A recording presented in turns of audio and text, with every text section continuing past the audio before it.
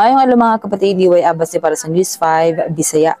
Nadugangan ang reward money alang sa makatudlo sa responsable sa mga bomb threat sa Iloilo City ug Iloilo Province. Human nagtanyag si Governor Arthur Defensor Jr. og 100,000 pesos nga reward.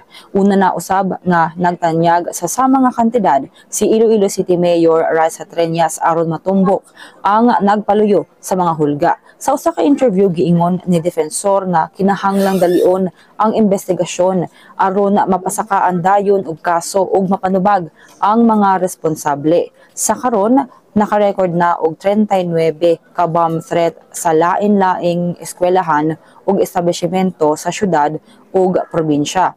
Tungod sa sunod-sunod nga insidente, maglunsar ang Iloilo City Government og coordinated digital manhunt aron masubay kung asa gikan ang serye sa bomb threats nga nagresulta sa balik-balik nga evacuation ug pagkadisturbo sa klase. Giaprobahan sa sangguniang panlungsod ang usa ka resolusyon nga maghangyo og dali nga teknikal nga tabang gikan sa DICT, NTC, NBI ug Meta aron masubay ang online sources sa mga hulga. Sukad Nobyembre 12, nakarecord ang Iloilo City Police Office og 31 ka bomb threat nga mitubong sa 15 ka eskwelahan, universidad ug usa ka commercial establishment.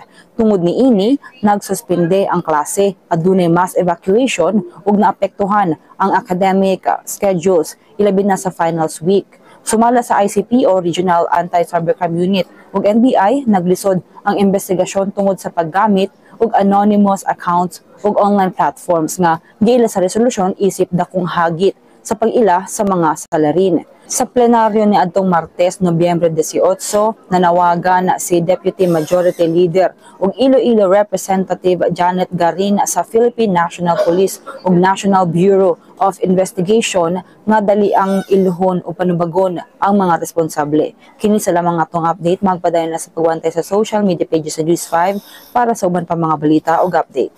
Amping tang tanan.